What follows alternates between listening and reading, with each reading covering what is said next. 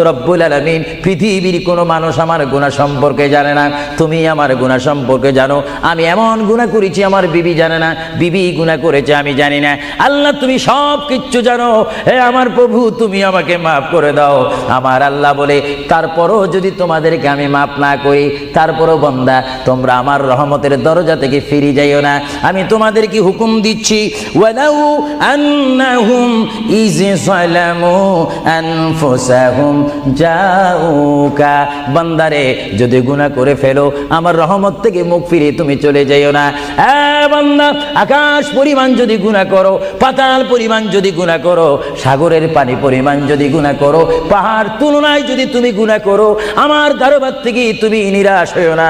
বান্দা আমি তোমাকে একটি রাস্তা পাঠাই দিচ্ছি, একটি পথ তোমাকে আমি দেখাই দিচ্ছি। সেই পথটি কোন পথ তোমরা জানো? ওয়ালাউ আন্নাহুম ইয যালামু আনফুসাহুম যাউকা।